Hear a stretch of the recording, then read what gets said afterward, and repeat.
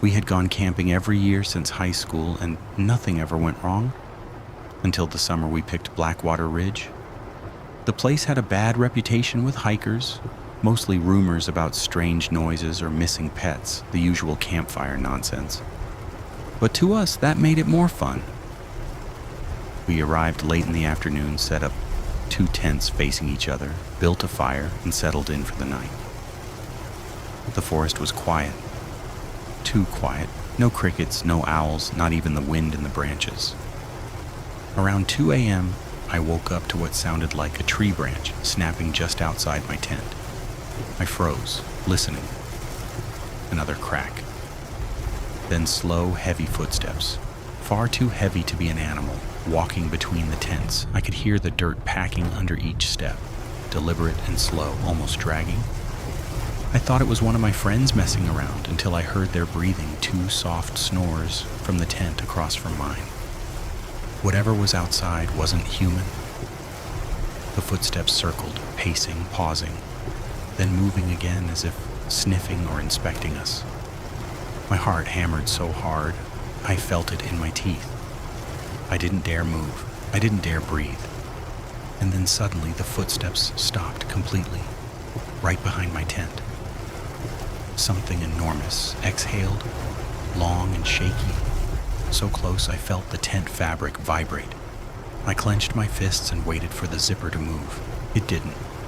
Instead, something pressed a hand. No, not a hand.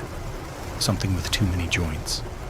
Against the wall of my tent, slowly dragging downward. I couldn't scream. I couldn't think. I just prayed for sunrise. The next morning, when sunlight finally broke the terror, I stumbled out of the tent expecting to see a bear or some kind of large animal tracks. But what we found froze us all in place.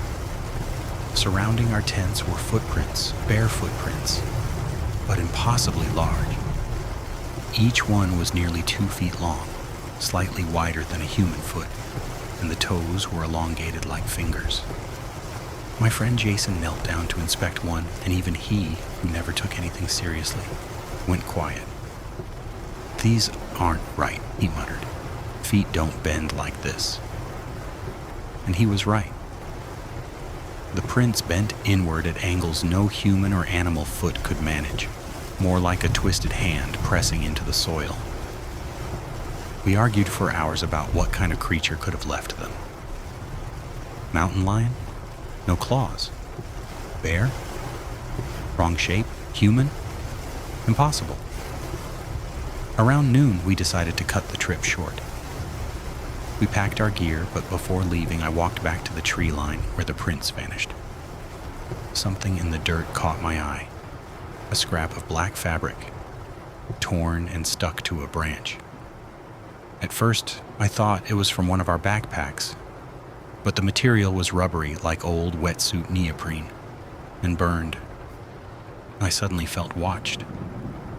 That same suffocating tension from the night before seeped into my bones. My friends called me back, and we left quickly. But as we hiked away, I couldn't shake the feeling that something was following us just beyond the trees. Branches cracked behind us, slow and rhythmic. When we reached the car and slammed the doors shut, the forest fell silent. Too silent. We drove back to town without speaking, the adrenaline fading into a sick, gnawing dread. After dropping everyone off, I went home and tried to sleep. But the moment I closed my eyes, I heard those footsteps again in my mind, replaying over and over. I thought maybe we overreacted, maybe it was some rare animal, but the fear in my chest wouldn't go away. The next day, Jason sent a message to the group chat. "Guys, do not go outside tonight." He attached a photo. My stomach dropped. It was his backyard, and in the dirt right behind his garage were those same massive footprints, the same shape, the same unnatural toe spread. And they led straight to his bedroom window. He said he'd heard tapping on the glass around 3 a.m., but didn't look.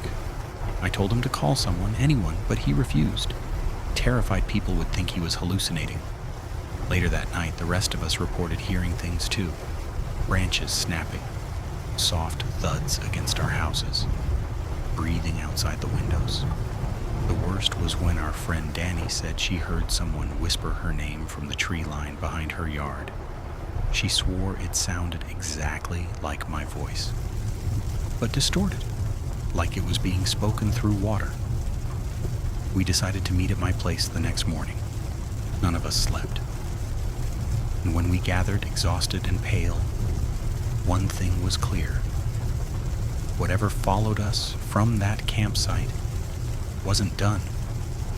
We went back to the campsite. Not because we wanted to, but because we needed answers. We packed knives, bear spray, anything we thought could help, and drove out in daylight. When we reached Blackwater Ridge, the forest felt wrong again. Air thick, heavy, charged with something unnatural. We found our old campsite easily, but something was waiting for us.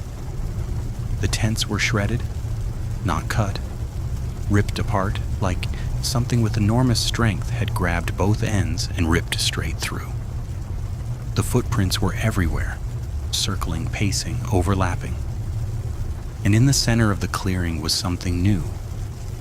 A pile of rocks arranged in a perfect circle, about 3 feet wide. Inside it lay a bundle of sticks tied together with strips of blackened rubber, just like the piece I'd found earlier. Jason nudged it with a branch, and the whole bundle collapsed, revealing tufts of hair, human hair, mixed with something like dried mud or skin. Danny screamed.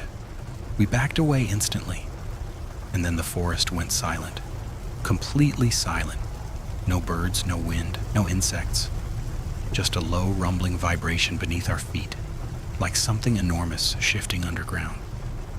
Jason whispered, "We need to go. Now." But as we turned, I spotted something between the trees, a tall, thin silhouette standing impossibly still, watching us, its head bent at an angle too sharp to be human. And then it took one step forward. The ground trembled. We ran. Branches whipped our faces, roots nearly tripped us, but none of us stopped. The footsteps behind us weren't fast. They were slow, heavy, deliberate. But they followed, matching our movements. Every time we stumbled, they grew closer. By the time we burst out of the forest and into the clearing near our car, Jason collapsed, gasping. I turned back for 1 second, just one, and saw it clearly. A towering gray-skinned figure, limbs too long, joints bending the wrong way, face stretched into a grotesque approximation of a human expression. Not a smile, not a snarl, something in between, and eyes, black, hollow, reflecting no light. It stopped at the tree line, staring, studying us, not chasing, waiting.